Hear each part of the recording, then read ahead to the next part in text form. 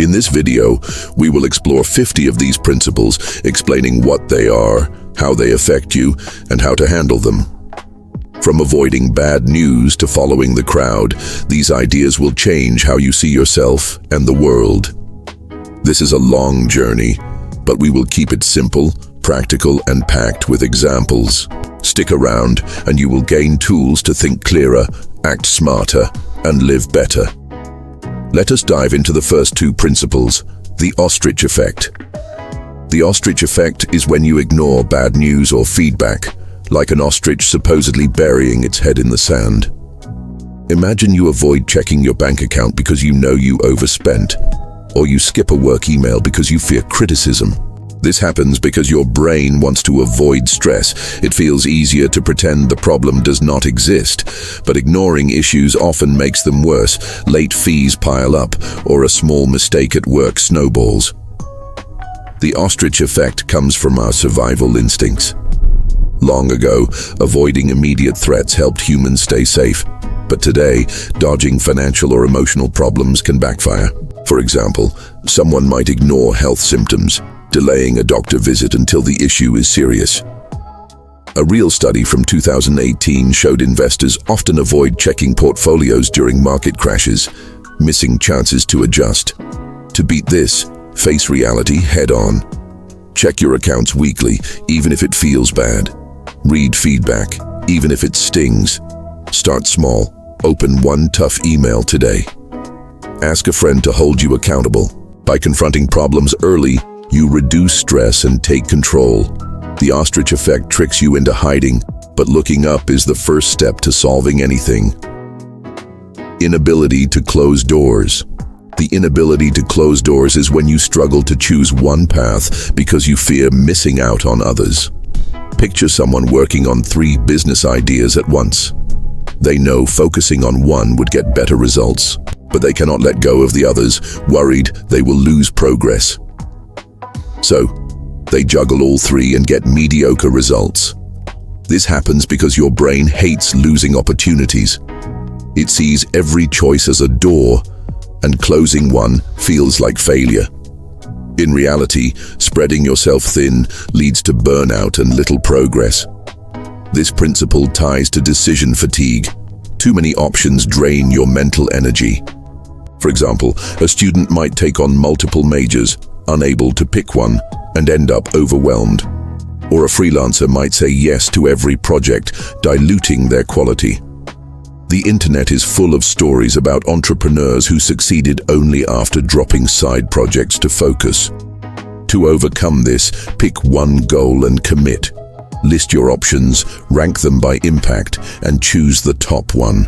Set a deadline to reassess, say 3 months, so you feel less trapped.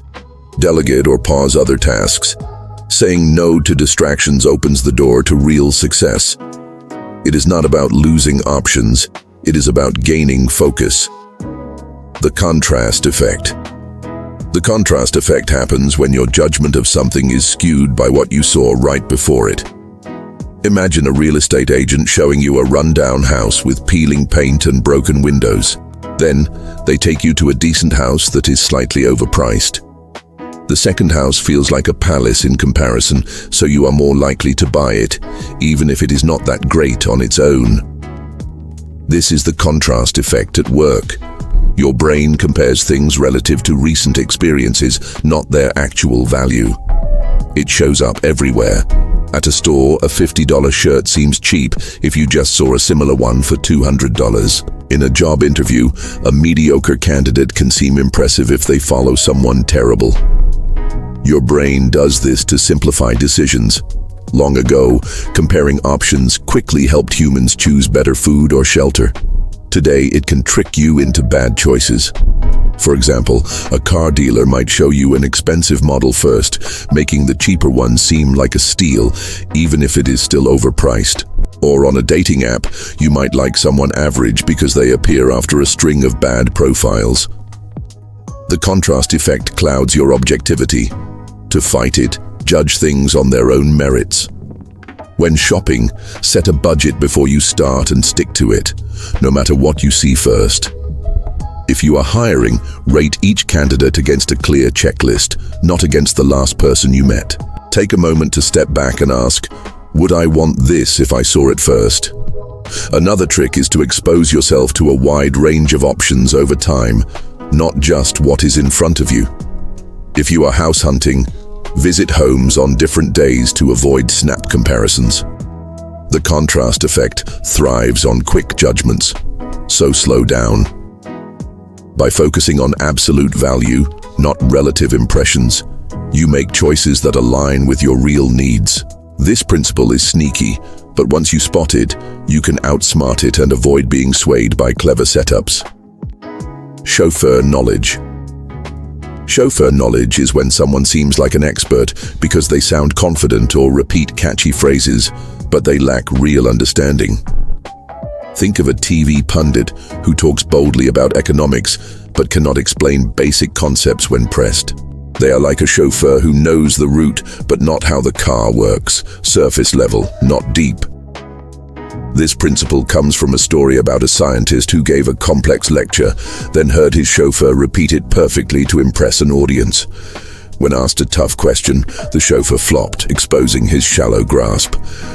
Your brain falls for chauffeur knowledge because it is wired to trust confidence and eloquence.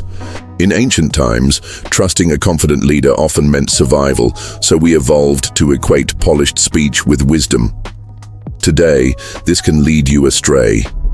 For example, a co-worker might pitch a project with slick buzzwords like synergy or scalability, but if you dig deeper, their plan is flimsy. Or on social media, an influencer might spout health advice with zero credentials, yet their charisma pulls you in. The internet is packed with examples. Think of crypto gurus hyping coins they barely understand, only for followers to lose money. To spot chauffeur knowledge, ask questions. If someone claims expertise, ask them to explain their reasoning in simple terms. True experts can break things down clearly and admit when they do not know something. Fakes lean on jargon or dodge specifics. Another red flag is repetition. People with chauffeur knowledge often recycle the same phrases like a parrot. If you are learning a topic, test your own understanding too. Can you explain it to a friend without leaning on buzzwords? If not, you might have chauffeur knowledge yourself. To avoid falling for it, seek out primary sources. Instead of trusting a loud voice online, read books or check data from reliable platforms. When hiring or collaborating, prioritize proven results over flashy talk. A 2019 study on workplace decision-making found that managers often favor confident presenters over those with deeper expertise, leading to poorer outcomes. Chauffeur knowledge is everywhere, but you can cut through it by staying curious and demanding substance. Trust actions and evidence, not just a smooth delivery. The IKEA effect.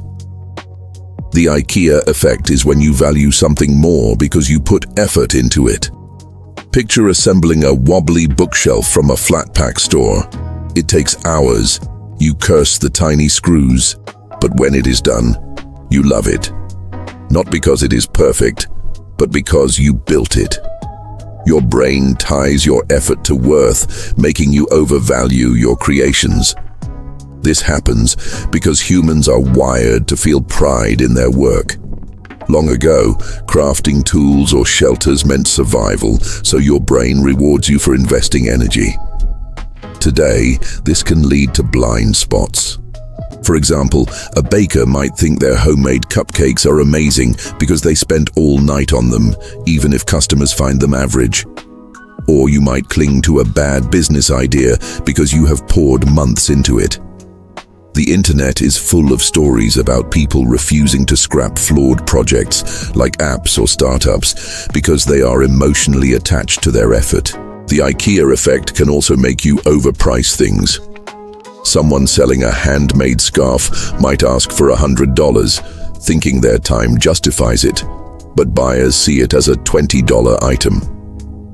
To counter this, get outside opinions. Ask friends or colleagues to evaluate your work honestly. If you are selling something, check market prices to see what similar items cost. Another tip is to separate your effort from your judgment. Before deciding to keep or ditch a project, imagine someone else made it. Would you still think it is great? If you are stuck on a task, set a time limit to reassess. For example, give a side hustle 3 months, then review its progress objectively. The IKEA effect feels good, but it can cloud your view. By stepping back and seeking feedback, you see your work's true value and make smarter choices. The curse of specificity. The curse of specificity is when detailed information seems more convincing, even if it is irrelevant. Imagine a salesperson telling you a watch was crafted at exactly 8:16 in the morning by a master jeweler in a quaint Swiss village with birds chirping outside. You can picture it vividly, so you trust the story and want the watch, even if the details do not prove its quality. Your brain loves specifics because they feel authentic. In ancient times, detailed stories about hunting grounds or dangers helped tribes survive, so we evolved to trust them. Now this can trick you. For example, a job candidate might share a long tale about solving a crisis at their old company, mentioning exact dates and names. It sounds impressive, but it might hide their lack of skills. Online, scammers use this tactic, weaving elaborate stories about investments or charities to hook you. The curse of specificity also affects how you communicate. You might overwhelm friends with pointless details about your day, thinking it makes your story better when they just want the point. To avoid falling for this, focus on what matters. When buying something, ask for hard facts, like a product's features or warranty, not just a colorful story. If someone's pitch feels too polished, ask simple questions to test their claims. For example, if a financial advisor raves about a stock with a detailed backstory, ask for its performance data. When sharing your own ideas, stick to the essentials. Practice explaining a plan in 3 sentences to cut the fluff. A 2017 study on consumer behavior showed people are more likely to buy products with detailed but irrelevant descriptions, like a shampoo's patented formula that means nothing. The curse of specificity is persuasive, but you can beat it by staying skeptical and demanding substance over style. The spotlight effect. The spotlight effect is when you think people notice your mistakes or appearance more than they do. Imagine spilling coffee on your shirt before a meeting.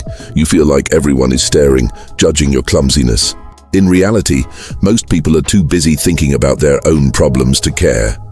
Your brain exaggerates attention because it is wired to worry about social rejection. Long ago, fitting into a group meant safety, so humans evolved to obsess over how they were perceived. Today, this creates unnecessary anxiety. For example, you might avoid speaking in a class because you think a wrong answer will make you look dumb, but classmates barely notice. Or you might stress about a bad haircut, thinking it defines you, when others see it as no big deal. Social media amplifies this. People post perfect photos, fearing one bad post will ruin their image, but followers scroll past quickly. The spotlight effect can hold you back. You might skip a job opportunity because you think your resume gap will stand out when recruiters focus on your skills. To overcome this, remind yourself that others are self-focused. Most people are thinking about their own coffee stains, not yours. Try a reality check. If you notice someone's small mistake, do you dwell on it? Probably not. They are the same. Another tip is to act despite the fear. Speak up in that meeting or wear that bold outfit. The more you do, the more you realize nobody cares as much as you thought. If anxiety hits, breathe slowly and focus on the task, not the imaginary audience. The spotlight effect makes you feel exposed, but the truth is, the spotlight is dimmer than you think. Let go of the worry, and you will move through life with more freedom. The halo effect. The halo effect is when one good trait makes you think someone is great at everything. Imagine meeting a charming, well-dressed person. You assume they are smart, kind, and trustworthy, even without evidence. Your brain creates a halo around them, blurring their flaws. This happens because humans seek shortcuts to judge others. In ancient tribes, a strong or charismatic leader often had multiple skills, so we evolved to generalize positive traits. Now, this can mislead you. For example, a good-looking politician might seem honest because of their appearance, even if their record is shady. At work, a confident co-worker might get promoted over a quieter but more skilled one. The halo effect also works in reverse. A single flaw, like a rude comment, can make you think someone is all bad. Online brands use this by hiring attractive influencers to sell products, making you trust the item because you like the face. The halo effect can cost you. You might hire the wrong person or buy a bad product based on a shiny first impression. To fight it, judge each trait separately. If someone pitches a deal, ignore their charm and check their credentials. When meeting someone new, list their actions, not just their vibe. For example, a teacher might seem brilliant because they are funny, but do their students actually learn? Another tip is to seek contrary evidence. If you like a company's sleek ads, look up customer reviews to balance your view. A 2020 study on hiring found managers often pick candidates with strong first impressions over those with better qualifications, leading to weaker teams. The halo effect is powerful, but you can break its spell by slowing down and looking at the full picture, not just the glow. Reciprocity. Reciprocity is when you feel compelled to give back after receiving something. Imagine a store clerk offers you a free sample of chocolate. You taste it, enjoy it, and suddenly feel like you should buy something, even if you were not planning to. Your brain feels indebted, pushing you to return the favor. This happens because humans evolved in tight-knit groups where helping each other ensured survival. If someone shared food, you owed them later, building trust and cooperation. Today, marketers and salespeople exploit this instinct. For example, a car dealer might offer you coffee or a test drive, making you more likely to consider their pitch. Online websites might give you a free ebook, hoping you will sign up for a paid course. Reciprocity is not always bad. It strengthens relationships when genuine. But it can trick you into decisions that do not serve you. You might tip extra at a restaurant because the server was overly friendly, even if the food was mediocre. Or you might agree to a favor at work because a colleague helped you once, even if it overloads your schedule. To handle reciprocity, pause and ask yourself, am I acting out of obligation or because I want to? If a freebie comes with strings, politely decline. For example, say thanks but no to a sample if you are not shopping. When giving, do it without expecting anything back to keep things authentic. If you are negotiating, recognize when someone uses small gestures to sway you and focus on the deal's actual terms. A 2016 study on consumer behavior found that free samples increased purchases by up to 30%, even when customers did not need the product. Reciprocity is a social glue, but you can stay in control by separating gratitude from obligation. Self-serving bias. Self-serving bias is when you take credit for successes but blame others or circumstances for failures. Picture winning a work project and thinking it was all your skill, but when a deal falls through, you point to a bad market or a lazy teammate. Your brain does this to protect your ego and maintain confidence. In ancient times, believing in your abilities helped you take risks, like hunting or leading a group, while deflecting blame kept you from giving up. Now, this bias can distort reality. For example, a student might say they aced a test because they are smart, but failed another due to a tricky teacher. In sports, an athlete might claim a victory as pure talent, but blame a loss on the referee. On social media, people often showcase wins while explaining away flops with excuses like bad timing. This bias hurts growth because it stops you from learning. If you never own mistakes, you miss chances to improve. It can also strain relationships. Co-workers get frustrated if you hog credit, but dodge fault. To counter self-serving bias, practice accountability. After a success, list what others or luck contributed. After a failure, ask what you could have done better. For example, if a presentation bombs, consider if you prepared enough instead of blaming the audience. Keep a journal to track decisions and outcomes. It helps you see patterns objectively. Another tip is to seek feedback from trusted people who will call you out. If you are a leader, share credit publicly to build trust. The internet is full of advice on owning mistakes, with leaders like entrepreneurs admitting failures to inspire others. Self-serving bias feels good in the moment, but owning both wins and losses builds character and wisdom. The Diderot effect. The Diderot effect is when one purchase triggers a chain of others. Imagine buying a new jacket. It looks sharp, but now your old shoes feel outdated, so you buy new ones. Then your bag does not match, so you upgrade that too. Soon, you have spent hundreds because of one item. This happens because your brain seeks consistency. It wants everything to fit a certain image. The term comes from an 18th century writer who got a fancy robe and felt his plain furniture clashed, sparking more purchases. In the past, humans upgraded tools or shelters gradually, but today's consumer culture amplifies this urge. For example, getting a new phone might lead you to buy a case, earbuds, and a charger, even if your old ones worked fine.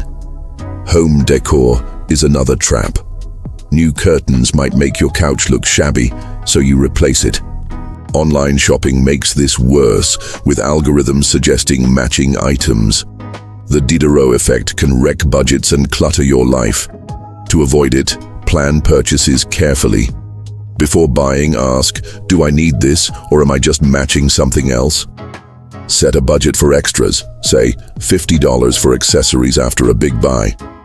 Another tip is to wait a week before adding to a purchase. Often the urge to upgrade fades.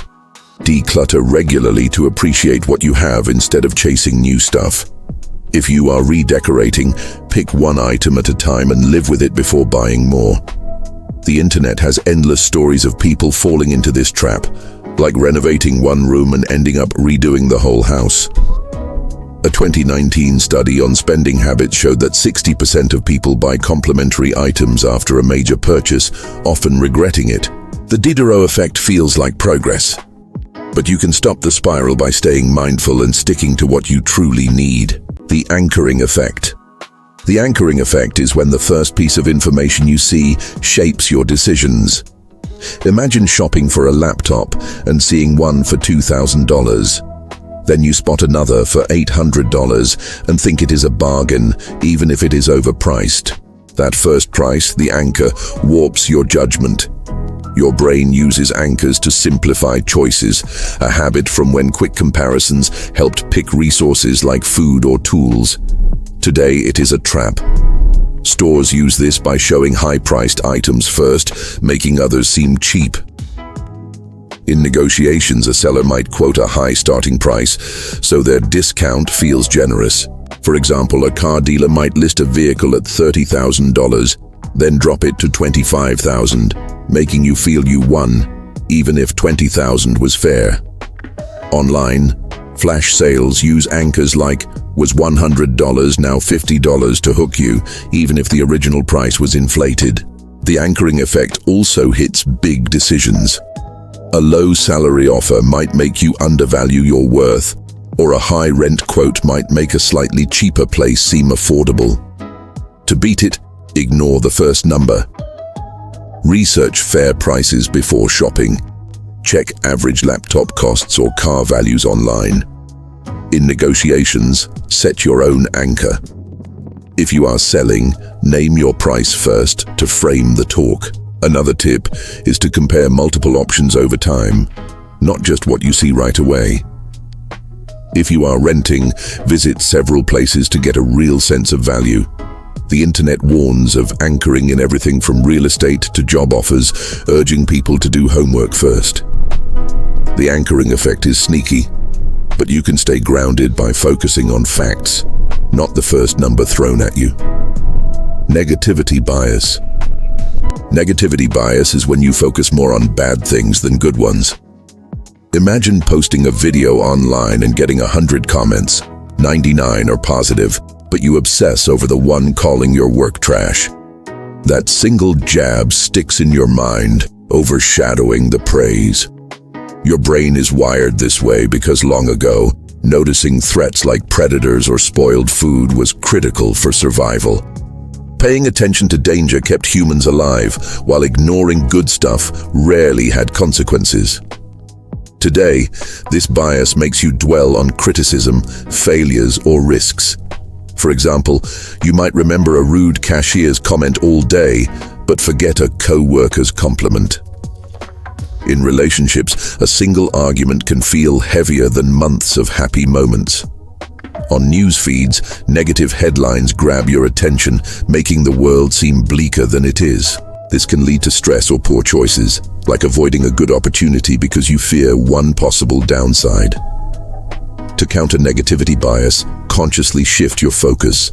Write down 3 positive things each day to train your brain. When feedback stings, balance it by rereading positive comments or asking for constructive input. If you are stuck on a bad memory, talk it out with a friend to put it in perspective. Another tip is to limit exposure to negative triggers, like doom scrolling on social media. The internet is full of advice on gratitude practices, which help rewire your focus. A 2015 study on emotional processing found that people recall negative events twice as vividly as positive ones, but gratitude exercises can reduce this effect. Negativity bias is natural, but you can lighten its grip by choosing to spotlight the good, making your outlook clearer and your decisions wiser. Sunk cost fallacy. Sunk cost fallacy is when you stick with something because you have already invested in it, even if it is not worth it. Picture eating a terrible meal just because you paid for it, or staying in a failing business because you spent years building it. Your brain hates letting go of time, money, or effort, so it convinces you to keep going, even when quitting is smarter. In ancient times, persisting with a hunt or tool-making could pay off, but today, this bias traps you. For example, you might keep watching a boring movie because you bought the ticket, or stay in a bad job because you earned a degree for it. Online, people share stories of pouring cash into broken cars or doomed startups, unable to walk away. Sunk cost fallacy can drain your resources and morale. To beat it, focus on the present and future, not the past. Ask, if I started today, would I choose this? If the answer is no, consider cutting your losses. For example, if a hobby like painting is not fun anymore, stop even if you bought expensive supplies. Another tip is to set clear exit points before starting. If you launch a project, decide in advance. Say if it loses money for 6 months, you will pivot. Getting advice from someone uninvolved helps, as they see things without your emotional baggage. The internet warns of sunk cost traps in everything from gambling to relationships, urging people to prioritize future gains. Sunk cost fallacy feels like loyalty, but it is often stubbornness. By letting go of what is not working, you free yourself for better opportunities. Paradox of choice. The paradox of choice is when too many options make decisions harder. Imagine staring at a menu with 50 dishes. You freeze, overwhelmed, and just pick something familiar or random. Your brain struggles to process endless possibilities, leading to stress or regret. Long ago, humans had few choices, like which berry to eat, so this was not an issue. Now, with infinite products, careers, or even streaming shows, choice overload is real. For example, shopping for jeans online might offer hundreds of styles, leaving you frustrated instead of excited. At work, picking between multiple job offers can paralyze you, fearing you will choose wrong. The internet is packed with tales of people stuck browsing dating apps, unable to commit because the next profile might be better. Too many choices also make you second-guess yourself. You pick a restaurant, but wonder if another was tastier. To handle this, limit your options. Set clear criteria before choosing, like only jeans under $50 in 2 colors. If you are picking a career path, focus on 3 roles that match your skills. Another tip, is to embrace good enough instead of perfection. Studies, like one from 2000 by psychologist Barry Schwartz, show that people with fewer choices often feel happier with their decisions. When offering choices to others, like in sales, highlight one or two top picks to simplify their process. For example, a coffee shop might mark their bestseller to guide customers. The paradox of choice feels freeing at first, but it can trap you in indecision. By narrowing your focus, you choose faster and feel better about it. The framing effect. The framing effect is when how information is presented changes your decisions. Imagine a doctor saying a surgery has a 90% success rate. You feel confident. But if they say it has a 10% failure rate, you panic, even though both mean the same thing. Your brain reacts to the wording, not just the facts. This happens because humans evolved to respond to emotional cues, like warnings or promises, which helped quick survival choices. Today, framing sways you constantly. A store might advertise a deal as save $20 instead of spend $80 to sound better. In politics, a policy called tax relief feels positive, but government spending cut sounds harsh, even if they are similar. Online clickbait headlines frame stories to hook you, like shocking mistake versus minor error. The framing effect can push you to act against your interests. For example, you might buy a product because it is 95% fat-free instead of 5% fat, missing that it is still unhealthy. To counter this, reframe information yourself. If a deal says, save $10, calculate the actual cost. If a news story sounds scary, check raw data or other sources. Another tip is to imagine the opposite frame. How would a 10% risk surgery sound if framed as 90% safe? This helps you see the truth. When making big choices, like investments, write down facts in neutral terms to strip away emotional spin. The internet is full of framing tricks, from ads to debates, but you can stay grounded by focusing on numbers and logic, not presentation. The framing effect is persuasive, but flipping the frame keeps you in control. End of history illusion. The end of history illusion is when you think the person you are now is the person you will always be. Imagine you are 30 and believe your tastes, goals, and personality are set for life.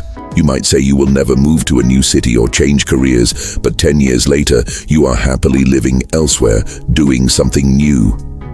Your brain assumes stability because it craves predictability, which helped early humans plan for survival, like storing food for winter. But people change more than they expect. Hobbies shift, values evolve, even friendships fade or grow. For example, you might swear you will always love loud concerts, but later prefer quiet evenings. Or you might think you will never quit a stable job, only to start a business in your 40s. The internet is full of stories of people surprised by their own transformations, like former partygoers turning into early risers. This illusion can limit you. You might avoid new experiences, thinking they are not you, or judge others for changing, assuming they are fake. To counter it, embrace the idea that change is normal. Try small experiments like a new hobby or meeting different people to test your assumptions. Reflect on how you have already changed. Compare your teenage self to now. This helps you stay open to growth. Another tip is to plan with flexibility. Instead of locking into a 5-year career path, set short-term goals and reassess yearly. A 2013 study found that people consistently underestimate how much their preferences will shift over a decade, yet adapt well when change happens. The end of history illusion makes you feel fixed, but accepting that you are a work in progress opens doors to new possibilities. Pygmalion effect. The Pygmalion effect is when higher expectations lead to better performance. Imagine you tell yourself you can finish a tough project in a week instead of a month. Believing it pushes you to work harder, and you actually get it done faster. Your brain responds to positive beliefs by boosting effort and focus. This comes from ancient times when confidence in a hunt or battle often led to success as it rallied energy and teamwork. The effect is named after a myth where a sculptor's love for his statue brought it to life, showing how belief shapes reality. In real life, it works for yourself and others. For example, a teacher who expects a student to excel might give them extra encouragement, helping them improve. At work, a boss who believes in your potential might assign you bigger tasks and you rise to the challenge. But low expectations can drag you down. If you think you are bad at math, you might not try hard, proving yourself right. Online, motivational coaches stress setting ambitious goals to trigger this effect. To use it, aim high but realistic. If you want to run a marathon, train as if you can finish, not just survive. For others, show confidence in their abilities. Tell a friend they can nail a job interview. Avoid negative labels, like calling yourself clumsy, as they create a reverse Pygmalion effect. A 1968 study showed that students performed better when teachers were told they were gifted, even if they were average. The Pygmalion effect is powerful, but it needs action to work. Set bold goals, believe in yourself and others, and watch performance soar. Consistency principle. The consistency principle is when you stick to actions or statements to align with what you have said or done before. Imagine telling friends you will start jogging daily. Even if you hate running, you feel pressured to follow through to avoid looking flaky. Your brain seeks consistency because, in ancient tribes, being reliable built trust and group survival. Today, this can help or hurt you. On the positive side, publicly committing to a goal, like posting about a diet online, makes you more likely to stick with it. Companies use this in marketing. Sign up for a free trial, and you feel driven to buy the full product to stay consistent. But it can trap you. For example, you might keep supporting a bad idea at work because you defended it once, even if new evidence shows it is wrong. Or you might stay in a group that no longer fits you because you have been loyal for years. Online forums warn of people clinging to outdated beliefs just to seem consistent. To use this wisely, make commitments that serve you. Tell a coworker you will finish a report by Friday to stay accountable, but avoid promising things you doubt, like a favor you cannot deliver. If you are stuck in a bad pattern, give yourself permission to change. Admitting you were wrong shows strength, not weakness. Another tip is to align actions with your values. If health matters, commit to small, consistent steps like walking daily. The consistency principle is a motivator, but you can steer it by choosing what to stand for and knowing when to pivot. Planning fallacy. The planning fallacy is when you underestimate how long tasks will take. Imagine thinking you can clean your entire house in an hour, but it takes 3 because you forgot about scrubbing the kitchen. Your brain is optimistic, assuming everything will go smoothly, because early humans benefited from quick action over perfect planning. Today, this leads to stress and missed deadlines. For example, you might plan to finish a work report in a day, ignoring interruptions or research time, and end up scrambling. Students often think they can study for an exam in one night, then panic when it takes longer. Online, project managers share horror stories of underestimated timelines, like home renovations dragging on for months. The planning fallacy also affects budgets. People plan a cheap vacation but forget extras like food or fees. To beat it, add a buffer to every estimate. If you think a task takes 2 hours, schedule 3. Break big projects into steps and estimate each. Writing a report might need research, drafting, and editing, not just typing. Another tip is to look at past experiences.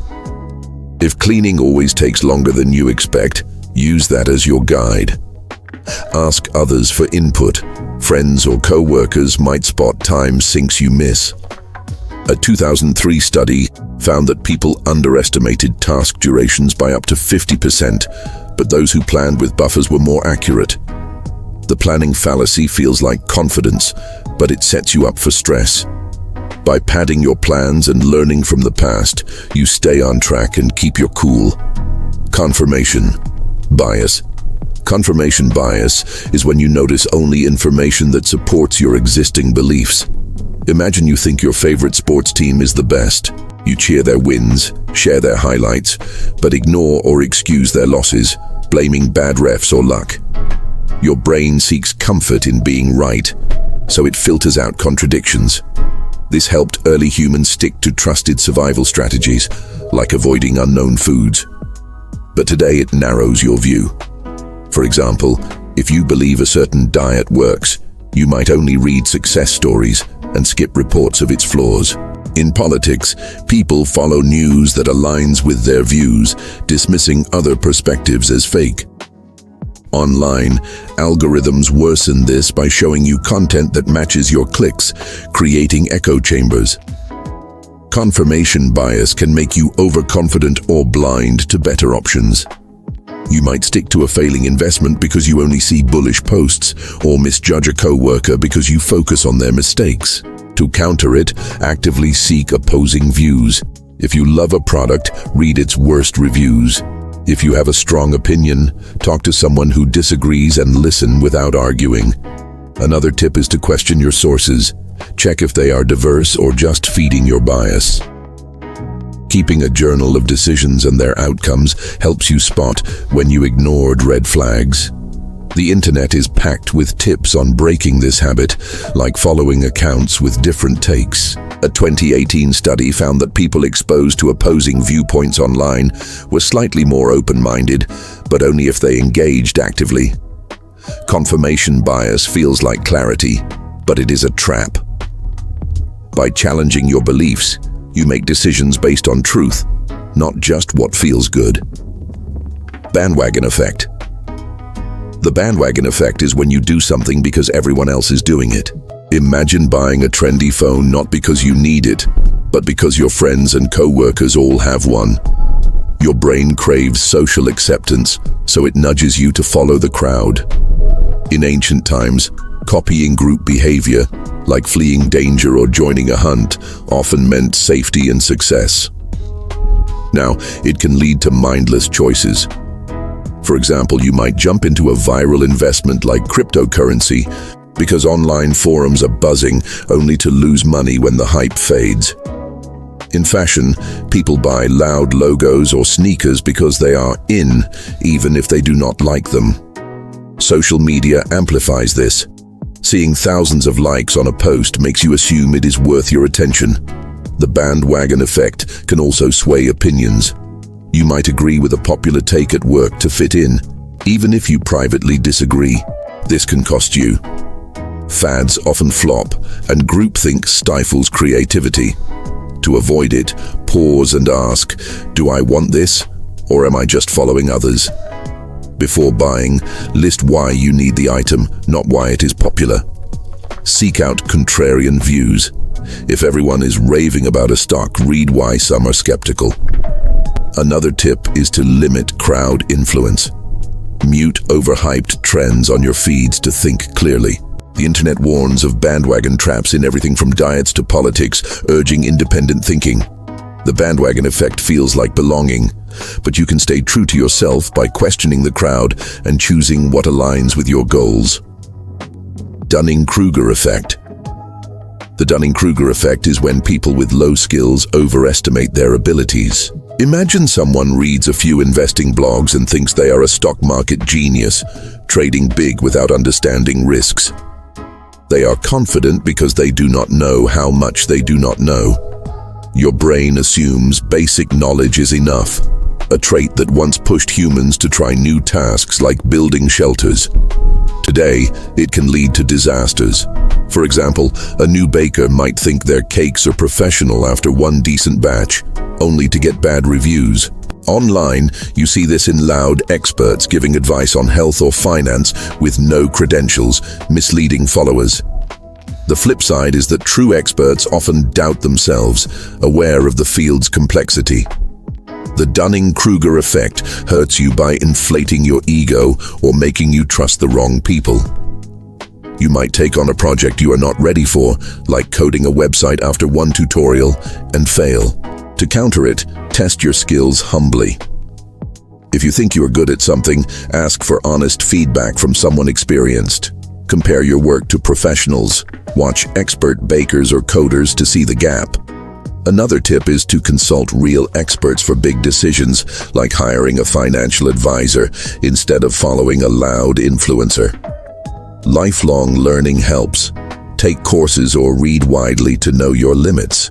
A 1999 study by Dunning and Kruger showed that people with low competence in logic or grammar rated themselves highly, while top performers were more self-critical. The Dunning-Kruger effect feels like confidence, but true skill comes from recognizing what you need to learn. Loss aversion. Loss aversion is when you fear losing something more than you value gaining something equal. Imagine hesitating to invest $1,000 in a promising stock because you might lose it, even though the potential profit is just as likely. Your brain prioritizes avoiding pain over chasing rewards, because long ago losing food or safety was a bigger threat than missing a gain. Today, this bias holds you back. For example, you might keep a bad job because you fear losing steady pay, even if a new role offers better growth. Or you might not sell a losing stock hoping it rebounds because selling feels like admitting defeat. In daily life, people cling to old clothes or subscriptions, scared to let go, even if decluttering saves money. Online, loss aversion drives sales tactics. Ads warn, "Do not miss out," to make you act fast. This bias can freeze you in place or push impulsive choices. To overcome it, focus on potential gains. Before deciding, list what you could win, like new skills from a job switch, next to what you might lose. Reframe losses as learning. Selling a bad stock teaches you to research better. Another tip is to set rules for risky moves. For investments, decide in advance to sell if a stock drops 20%, taking emotion out of it. The internet suggests visualizing worst-case scenarios to see they are often survivable. A 2001 study found people need a potential gain twice as large as a loss to take a risk, showing loss aversion's grip. Loss aversion feels protective, but balancing risks and rewards lets you move forward with courage. Decoy effect. The decoy effect is when a less attractive option makes another choice seem better. Imagine choosing between two popcorn sizes at a movie theater, a small for $5 or a large for $10. You lean toward the small, but then you see a medium for $8 that is barely bigger than the small. Suddenly the large looks like a better deal, so you buy it. The medium is a decoy. It was added to push you toward the pricier option. Your brain compares options relative to each other, a shortcut that helped early humans pick resources like food or tools. Today, businesses use this to manipulate choices. For example, a subscription service might offer a basic plan for $10, a premium for $20, and a middle plan for $18 with fewer features than the premium. The middle plan makes the premium seem worth it. In restaurants, an overpriced dish can make other menu items feel reasonable. Online, retailers show original prices next to discounts to make deals pop, even if the decoy price was never real. The decoy effect can lead to overspending or choosing things you do not need. To avoid it, evaluate each option alone. Ask, do I want this large popcorn or am I swayed by the medium? Ignore the decoy by listing what you actually need. Say, just enough popcorn for the movie. Research typical prices before shopping to spot fake deals. If you are picking a plan, compare features to your goals, not just to other plans. The internet warns of decoy tactics in everything from tech gadgets to gym memberships. The decoy effect feels like a smart choice, but you can stay focused by judging options on their own merits, not sneaky comparisons. Availability heuristic. The availability heuristic is when you judge how likely something is based on how easily it comes to mind. Imagine thinking plane crashes are common because you saw one on the news last week. Your brain relies on recent or vivid memories, assuming they reflect reality. This helped early humans prioritize immediate dangers, like avoiding a path where a predator was spotted. Now it distorts your perception. For example, you might fear shark attacks after watching a scary movie, even though they are rare. Or you might think a career in music is easy because you see pop stars online, ignoring the thousands who fail. Media amplifies this. Sensational stories about crime make you think your neighborhood is unsafe, even if data shows low rates. In decisions, you might overestimate risks or opportunities based on what stands out. For instance, a friend's startup success might make you think entrepreneurship is a sure win, overlooking the grind. To counter this, check facts over feelings. Before fearing a plane trip, look up crash statistics. Flying is safer than driving. If you are picking a career, research actual success rates, not just headlines. Another tip is to diversify your information. Read beyond trending news or viral posts to get a balanced view. Write down pros and cons for big choices to ground yourself in logic. The internet suggests pausing to question vivid fears or hypes, like checking crime stats before moving. A 2003 study found people overestimated rare events, like terrorist attacks, when media coverage was heavy. The availability heuristic feels like intuition, but you can make clearer choices by digging into data and stepping back from flashy memories. Gambler's fallacy. The gambler's fallacy is when you think past random events affect future ones. Imagine flipping a coin that lands heads 5 times. You bet it will be tails next, thinking it is due. But each flip is independent. Heads or tails is still 50-50. Your brain seeks patterns, a trait that helped early humans predict seasons or animal behavior. In random situations, though, it misleads you. For example, in a casino, you might keep betting on red after a string of blacks, assuming red is next, but the roulette wheel does not care. In daily life, this shows up in decisions like thinking a losing sports team will win soon because they have lost so much. Or you might avoid a restaurant after one bad meal, assuming another is likely, even though it was a fluke. Online, traders fall for this, buying a stock after a dip, expecting a bounce when markets are unpredictable.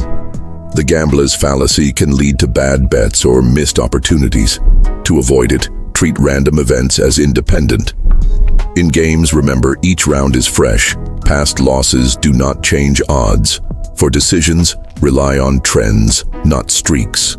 If a team keeps losing, check their stats, not just their last game. Another tip is to set limits. In investing, decide in advance when to sell, avoiding hopes of a due rebound. The internet warns of this in gambling and trading forums, urging people to stick to logic. The gambler's fallacy feels like spotting a pattern, but you can stay sharp by focusing on facts and accepting that chance does not play favorites. Hindsight bias. Hindsight bias is when you think you predicted an outcome after it happened, saying, "I knew it all along." Imagine a friend's startup fails and you claim you saw it coming, even though you were optimistic before. Your brain rewrites memories to make you feel smarter because feeling in control helped early humans plan better. Today, this distorts learning. For example, after a team loses a game, you might say you knew their strategy was weak, ignoring how you cheered them on. In work, you might think a failed project was obviously doomed, missing what you could have done better. Online, people claim they predicted market crashes or election results, but rarely share their guesses beforehand. Hindsight bias stops you from growing because it hides real mistakes. You might repeat bad choices, thinking you always knew better. To counter it, document predictions. Before a big event, like a job interview or investment, write down what you expect and why. After, compare to what happened to see where you were off. Another tip is to ask what you missed. If a plan flops, list factors you ignored instead of saying it was inevitable. Seek others' views. They might recall your original stance more clearly. The internet suggests journaling to track decisions and avoid this trap. A 2000 study found people exaggerated their past confidence in events like political outcomes, but writing predictions reduced the bias. Hindsight bias feels like wisdom, but you can learn more by owning your uncertainty and studying what really happened. Hindsight bias. Reactance bias. Reactance bias is when you do the opposite of what you are told because you feel your freedom is threatened. Imagine a sign saying you must wear a helmet while biking. Instead of complying, you skip it. Not because you hate helmets, but because being ordered feels controlling.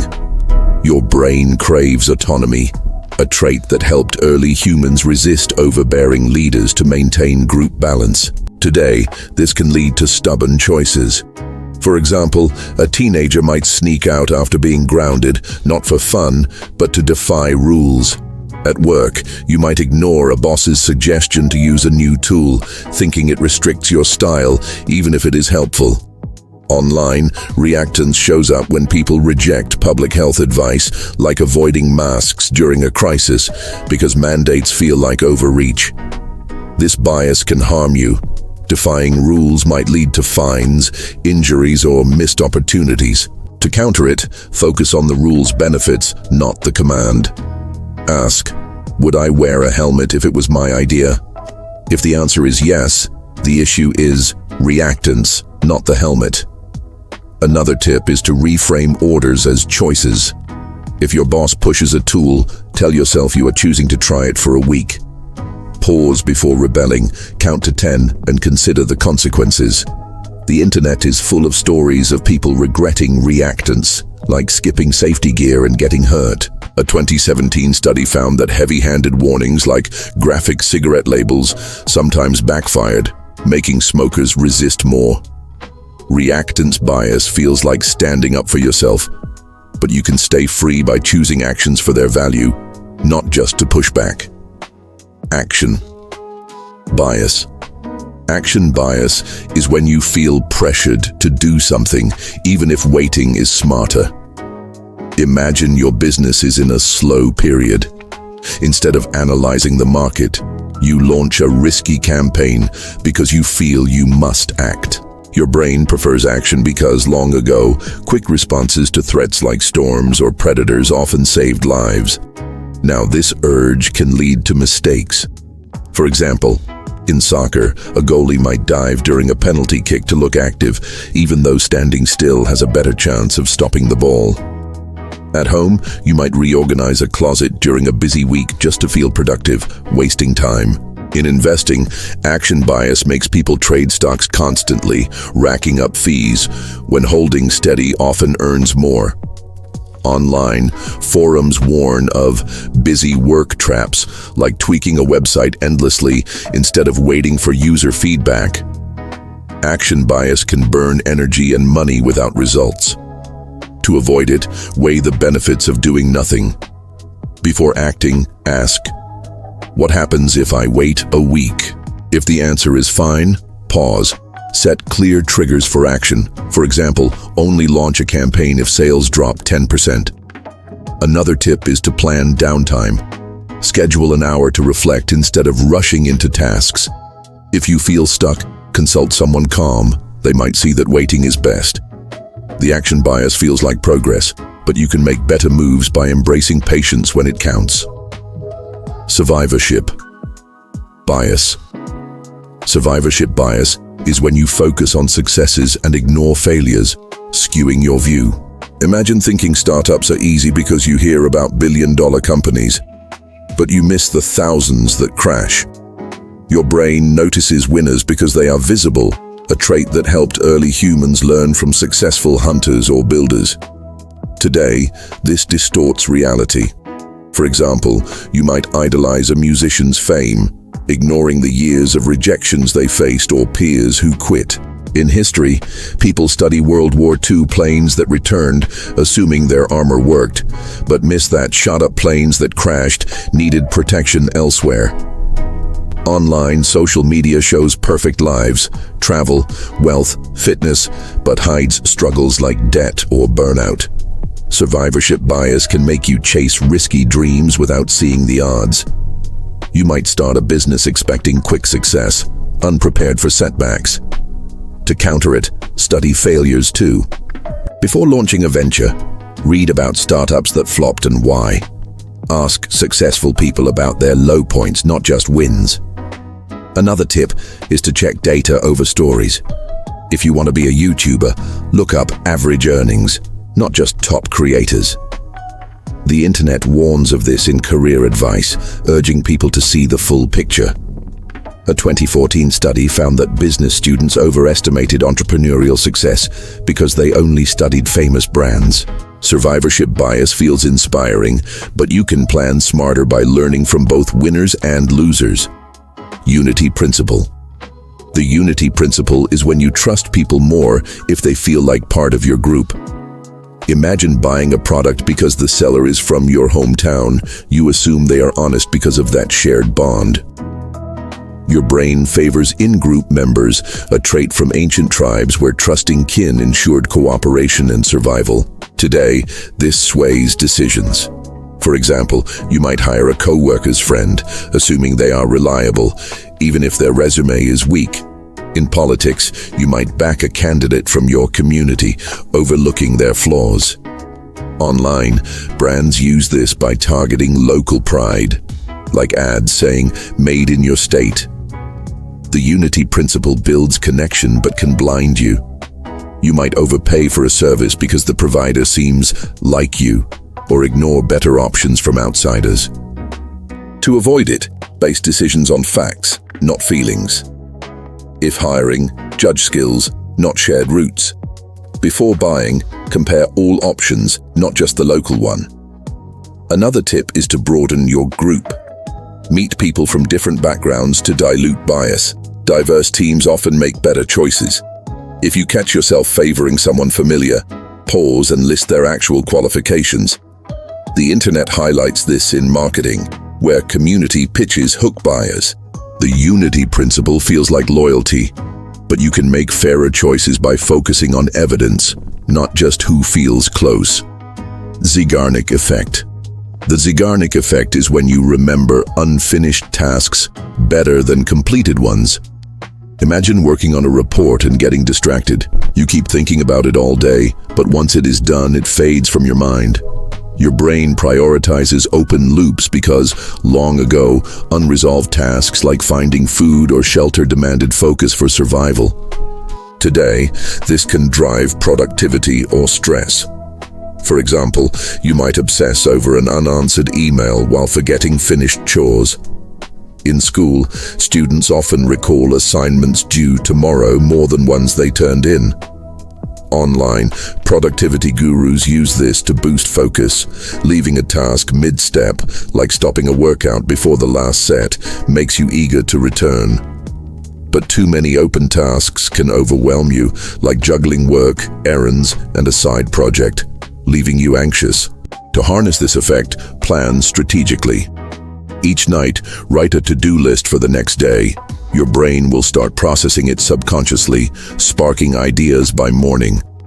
Start tasks slightly to trigger the effect, like drafting one sentence of an email to ensure you finish it later.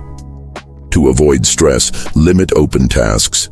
Focus on 3 priorities daily, not 10. If a task nags you, jot it down to clear mental space. The internet suggests apps for tracking tasks to leverage this effect without cluttering your mind. A 1927 study by Bluma Zeigarnik found that waiters recalled orders better before serving them than after, proving the effect's power. The Zeigarnik effect feels like a nagging voice, but you can turn it into a tool for focus by organizing tasks smartly. Bystander effect. The bystander effect is when you are less likely to help someone in need if others are around. Imagine seeing a person drop their groceries in a crowded store. You hesitate, assuming someone else will step in, and nobody does. Your brain diffuses responsibility in groups, a trait from early human tribes where shared duties reduced individual burden. Today, this can lead to inaction. For example, in a meeting, you might not speak up about a mistake because you think a colleague will. but everyone stays silent. Online, people ignore group emails like, "Can someone help?"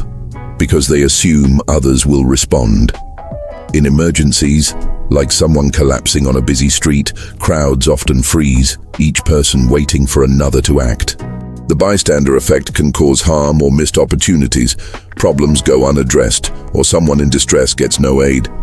To counter it, act as if you are alone.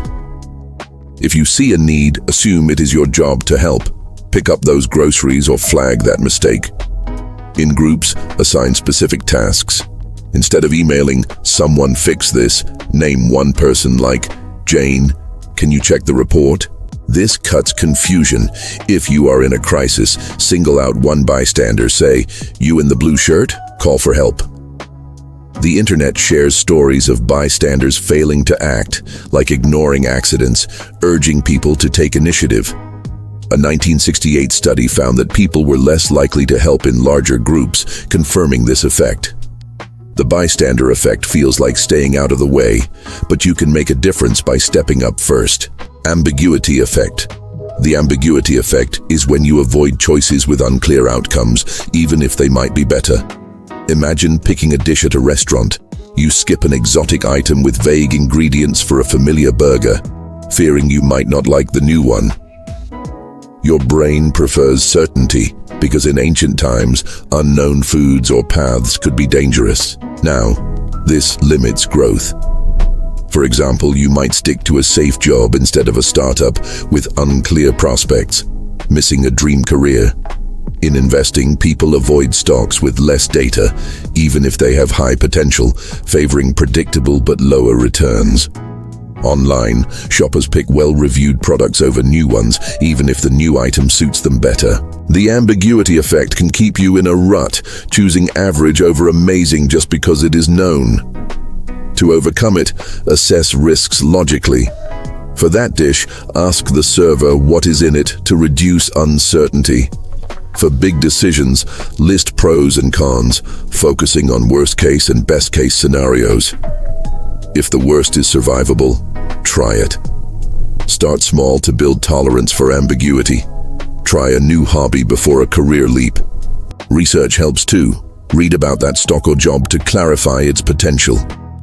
The internet advises taking calculated risks, like testing new markets in business, to beat this bias. The ambiguity effect feels like playing it safe, but you can unlock rewards by embracing a little uncertainty with clear thinking. Curse of knowledge. The curse of knowledge is when you assume others know what you know, leading to unclear communication. Imagine explaining a tech gadget to your grandma. You use jargon like cloud storage, forgetting she barely uses email, so she is confused. Your brain struggles to unlearn expertise, a trait that helped early humans teach familiar skills like hunting. Today, this causes misunderstandings. For example, a teacher might skip basic math steps, assuming students get it, leaving them lost. At work, a manager might give vague instructions, thinking terms like optimize KPIs are obvious, frustrating the team. Online, bloggers lose readers by diving into complex topics without simple intros. The curse of knowledge can alienate people or hurt your impact. You might pitch a great idea, but fail because nobody gets it. To avoid it, think like a beginner. Explain as if you are talking to your younger self who knew nothing. Say, save files online instead of cloud storage. Use examples or analogies. A budget is like a pie you split into pieces. Test your clarity. Ask a friend if your explanation makes sense. When teaching or presenting, start with basics and build up. The internet stresses this for content creators, urging simple language to reach wider audiences.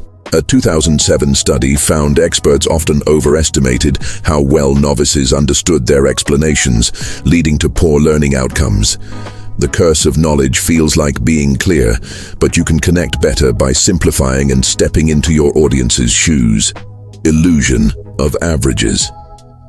The illusion of averages is when you think an average number tells the whole story, missing critical details. Imagine you are in a car with 3 friends and a billionaire joins you. The average wealth in the car skyrockets, but it does not mean you are rich. Your brain likes simple summaries, a habit from early humans who used rough estimates, like average rainfall, to plan survival. Today, this can mislead you. For example, a company might boast an average employee salary of $80,000. But if executives earn millions while others make minimum wage, the average hides inequality. In investing, an average annual return of 10% sounds great, but it ignores years of losses that could wipe you out. Online, people misread stats like average home prices without checking if outliers like luxury mansions skew the number. This bias can lead to bad decisions. You might choose a job based on average pay, only to find most workers earn less. To avoid it, dig deeper. Look at the range of data. Ask for the lowest and highest salaries, not just the average. Use medians, which show the middle value, for a clearer picture. If you are analyzing performance like a stock's returns, check year-by-year results. Another tip is to question context. If a school says its average test score is high, ask how many students were tested and if any were excluded. The internet warns of this in business and health stats, urging people to check distributions. The illusion of averages feels like understanding, but you can make smarter choices by looking beyond the single number to the full story. Endowment effect. The endowment effect is when you value something more just because you own it. Imagine refusing to sell an old jacket for $20, even though you would not pay that for it now, because it is yours. Your brain attaches emotional weight to possessions, a trait from early humans who guarded scarce resources like tools or food for survival. Today, this can clutter your life or cost you. For example, you might keep a car that breaks down constantly because you feel attached, even if selling it makes sense. In business, people overprice items they made, like handmade crafts, assuming buyers share their sentimental value. Online, collectors cling to rare cards or coins, demanding high prices despite low market demand. The endowment effect also affects decisions. You might stick to a familiar software at work, resisting a better one because it is yours. To counter it, see things as an outsider. Ask, if I did not own this jacket, would I buy it today? If not, let it go. When selling, check market prices to set fair values, not emotional ones. Another tip is to declutter regularly. Donate or sell items you do not use to break the attachment. For big choices, like keeping a failing stock, compare its current value to other options, not your purchase price. The internet shares stories of people regretting hoarding items due to this bias, like overstuffed garages. A 1990 study found people demanded twice as much to sell owned items than they would pay to buy them. The endowment effect feels like loyalty, but you can free yourself by valuing things for their utility, not ownership. False consensus effect. The false consensus effect is when you assume everyone shares your opinions or habits. Imagine you love spicy food and think most people do too. So you cook a fiery dish for a party, only to find guests coughing. Your brain projects your views onto others, a trait that helped early humans assume group agreement for cooperation, like hunting together. Now it can cause missteps. For example, you might think your favorite app is universally loved, so you recommend it without checking if it suits someone's needs. In politics, people assume their views on taxes or policies are obvious to all, leading to heated arguments. At work, a manager might assume their team prefers late meetings, not realizing most want earlier ones. Online, influencers push products, assuming their audience shares their taste, alienating followers. This bias can harm relationships or decisions. You might misjudge a client's priorities or push a plan nobody supports. To avoid it, test your assumptions. Ask friends or co-workers their preferences before deciding. Survey the party about food tastes next time. Seek diverse perspectives, like reading forums with different views. Another tip is to reflect on past mistakes. Did you assume agreement and get pushback? That is a clue. The internet advises this for teamwork, suggesting polls to gauge real consensus. A 1977 study found people overestimated how much others shared their attitudes like dress styles by up to 30%. The false consensus effect feels like connection, but you can build better bonds by checking what others actually think. Overconfidence. Bias. Overconfidence bias is when you are too sure of your knowledge or skills. Imagine thinking you can ace a trivia night after watching a few documentaries only to bomb the questions. Your brain overestimates to boost confidence, a trait that pushed early humans to take risks like exploring new lands. Today, it can lead to failure. For example, a new driver might think they can handle icy roads, ignoring their inexperience and crash. In business, people launch products without research, assuming they know the market, only to flop. Online, traders bet big on stocks, thinking they can outsmart pros and lose savings. Overconfidence also makes you trust bad sources. If you think you are a health expert, you might follow unproven diet tips. This bias costs time, money, or safety. To counter it, test your limits. Before a big move, like investing, try a small test. Buy one stock and track it. Seek expert advice. Consult a mechanic before tackling car repairs. Another tip is to track predictions. Write down what you expect, like a project's timeline, and compare to reality to spot overconfidence. Embrace doubt. Ask, "What if I am wrong?" and plan for it. The internet warns of this in everything from DIY projects to betting, urging humility. A 2006 study found overconfident managers made riskier decisions, leading to bigger losses. Overconfidence bias feels like strength, but you can succeed more by balancing belief with caution.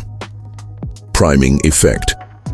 The priming effect is when subtle cues shape your thoughts or actions without you noticing. Imagine walking into a store with upbeat music. You feel energized and buy more than planned. The music primed you to spend.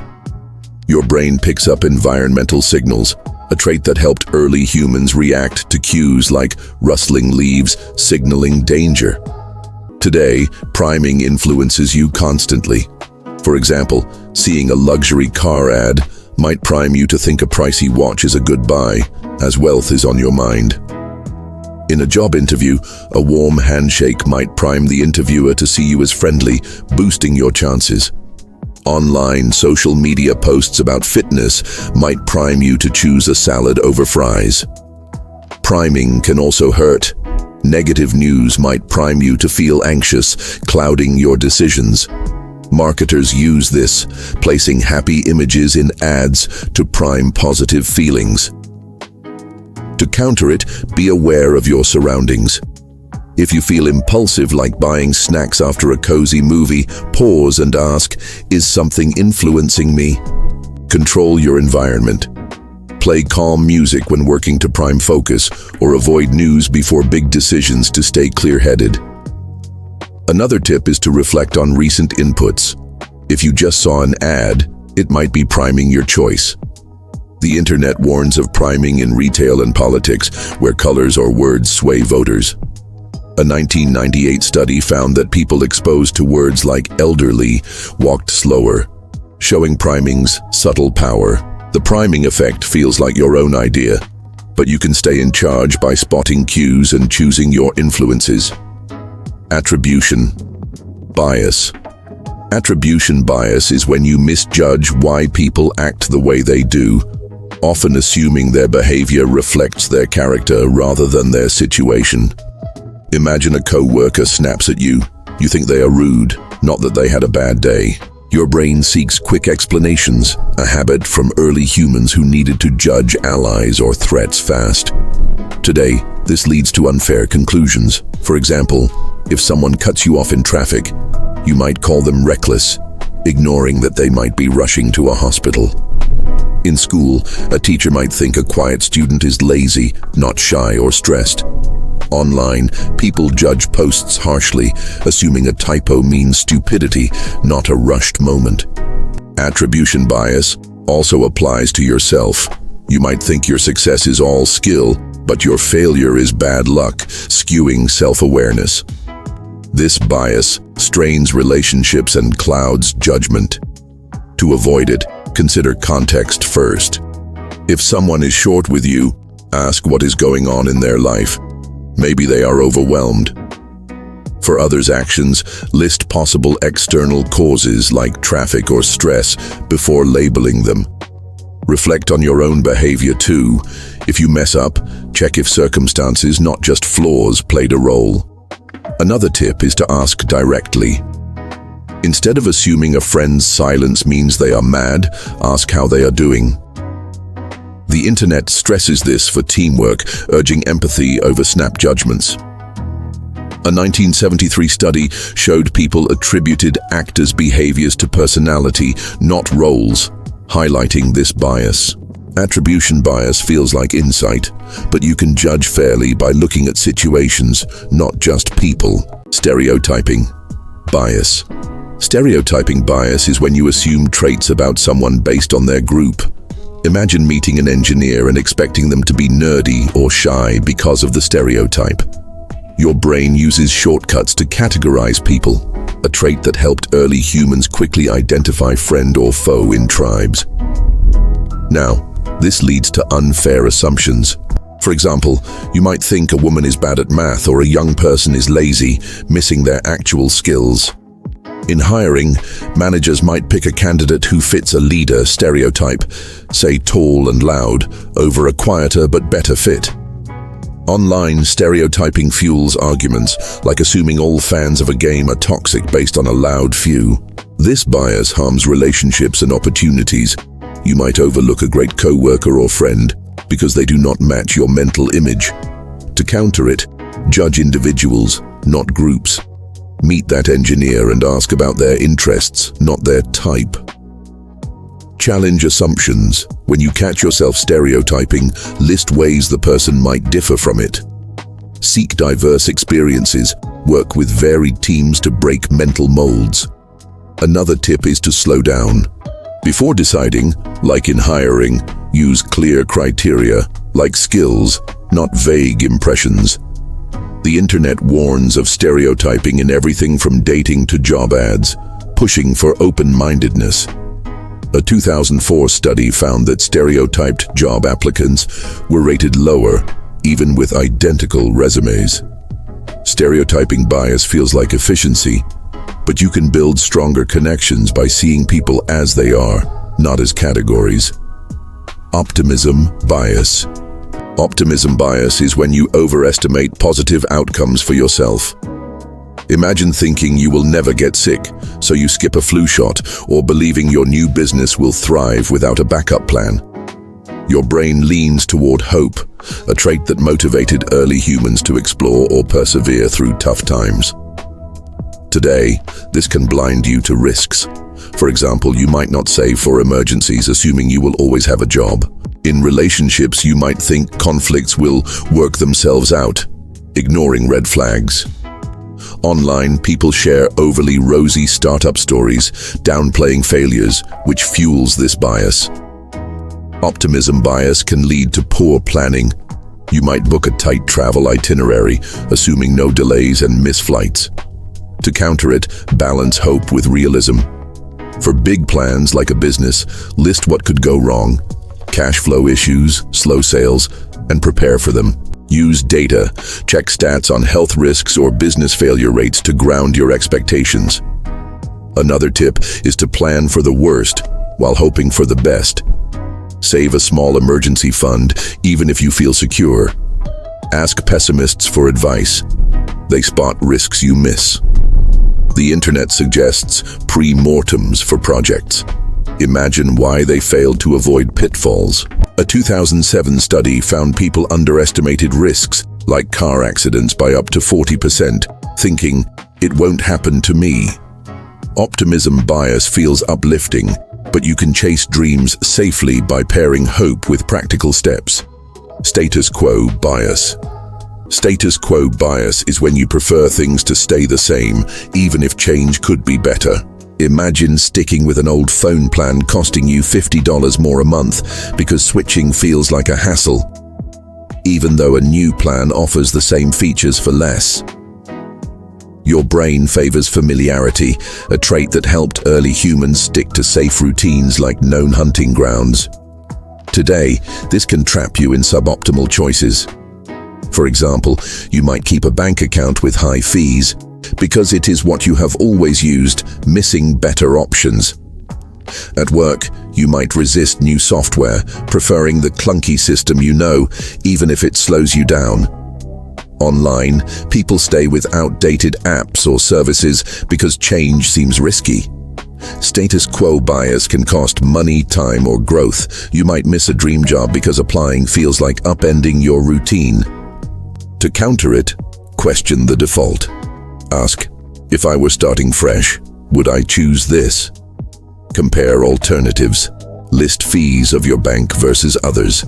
Start with small changes, like trying a new app for a week, to build comfort with shifts. Another tip is to set review periods.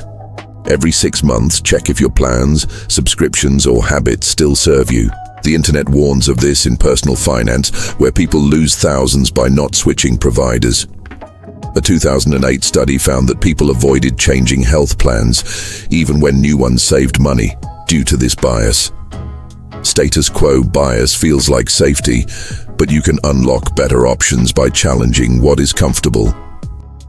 Projection bias is when you assume others think or feel like you do. Imagine you love horror movies and plan a group movie night, expecting everyone to enjoy a scary flick, but your friends hate it and want a comedy. Your brain assumes your preferences are universal, a trait that helped early humans coordinate in tight-knit tribes by assuming shared goals. Now, this leads to missteps. For example, you might gift a coworker a book you love, not realizing they prefer podcasts. In business, a manager might design a product assuming customers share their tastes, only for it to flop. Online, content creators post niche topics, like tech tutorials, thinking their audience is as obsessed, losing followers who want simpler content. Projection bias can strain relationships or waste effort. You might plan a hiking trip for friends, assuming they love exercise when they prefer relaxing. To avoid it, check others' preferences. Ask friends what movies they like before planning. For work, survey customers or test ideas before launching. Another tip is to recall past mismatches. Did you assume agreement and get surprised? That is a clue to broaden your view. Meet diverse people to see different perspectives. Join a mixed hobby group to learn what others value. The internet suggests this for marketing, urging research over assumptions. A 2005 study found people overestimated how much others shared their emotional reactions, like joy or fear. Projection bias feels like empathy, but you can connect better by asking and listening to what others truly want. Mere exposure effect. The mere exposure effect is when you like something just because it is familiar. Imagine hearing a song on the radio daily. At first it is okay, but soon you love it. Not because it is great, but because you know it. Your brain favors the familiar, a trait that helped early humans trust known foods or faces over strangers. Today, this sways your choices. For example, you might pick a brand of cereal you have seen in ads forever, even if a new one is healthier. In relationships, you might stick with a friend who is not great for you, just because you have known them forever. Online, you might follow influencers whose posts you see often, even if their content is average. Marketers use this. Logos and jingles get repeated to make you feel loyal. The mere exposure effect can lead to lazy decisions, like choosing a familiar but overpriced store. To counter it, question familiarity. Ask, do I like this song, or is it just stuck in my head? Try new options. Buy a different cereal or visit a new cafe to test your preferences. Keep a log of choices to spot when familiarity drives you. Another tip is to limit repetitive exposure. Mute ads or rotate your playlists to stay open-minded. The internet warns of this in branding, where companies flood you with logos to win trust. A 1968 study showed people rated familiar nonsense words higher than new ones, proving exposure boosts liking. The mere exposure effect feels like preference, but you can choose better by exploring beyond what you know. Choice blindness. Choice blindness is when you do not notice your choice was changed and defend the new one. Imagine picking a red shirt in a store, but the clerk hands you a blue one. You accept it and explain why you love blue, not realizing the switch. Your brain fills gaps to stay consistent, a trait that helped early humans maintain confidence in decisions under uncertainty. Today, this can make you oblivious. For example, in a taste test, you might choose one jam, get another, and praise it, not noticing the swap. In voting, you might pick a candidate, but if a ballot error changes it, you could justify the new choice. Online, e-commerce sites exploit this. Show you one product, deliver a similar one, and you might not care. Choice blindness can lead to accepting worse outcomes, like keeping a faulty item because you chose it. To avoid it, double-check decisions. In stores, compare what you picked to what you got before paying. For big choices, like signing contracts, reread terms to ensure they match your intent. Another tip is to slow down. Rushing makes you miss switches. Document choices. Take a photo of that red shirt or note your vote to catch errors. The internet shares stories of people accepting wrong orders due to this bias, urging vigilance. A 2005 study found participants defended swapped choices like photos without noticing. Choice blindness feels like control, but you can stay sharp by verifying what you really picked. Moral licensing. Moral licensing is when you justify bad behavior because you did something good earlier. Imagine you volunteer at a shelter all morning, then feel okay eating a whole pizza, thinking you earned it. Your brain balances moral actions like a ledger, a trait that helped early humans maintain group fairness by rewarding good deeds. Today, this can undermine your goals. For example, you might skip a workout after recycling, feeling you have been good enough.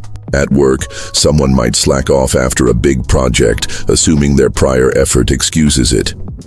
Online, people post about charity work, then act selfishly like cutting in line because they feel morally covered. Moral licensing can derail diets, budgets, or ethics. You might overspend after saving money, thinking it is fine. To counter it, stay consistent with your values.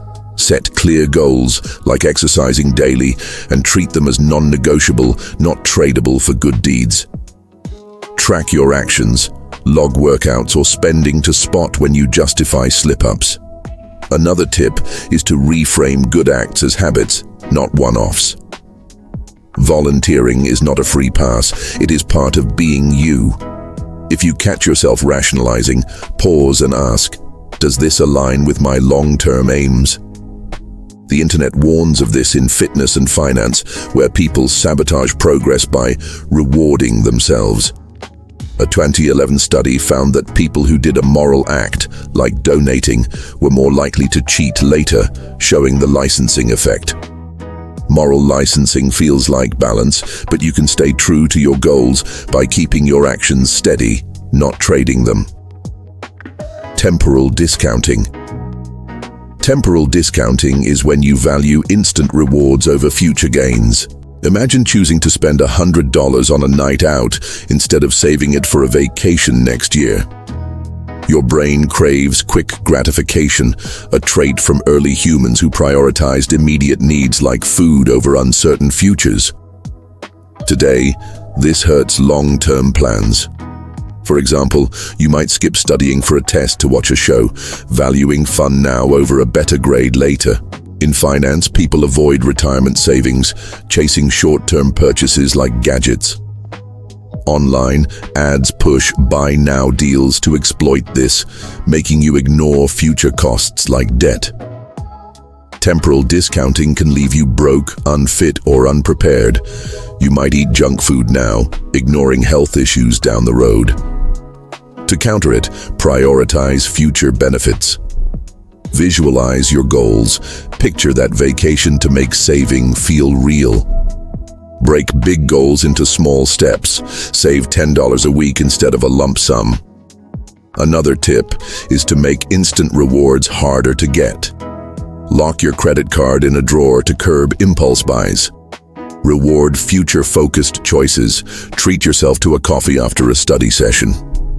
The internet suggests apps that gamify saving or studying to make delayed rewards feel exciting. A 2009 study found people discounted future rewards by up to 50%, choosing smaller immediate gains. Temporal discounting feels like living in the moment, but you can build a better future by valuing tomorrow as much as today. We have just explored 50 cognitive biases and psychological principles that shape your decisions every day, from ignoring bad news with the ostrich effect to chasing instant rewards with temporal discounting. These mental shortcuts, rooted in our evolutionary past, can lead you astray or empower you when understood.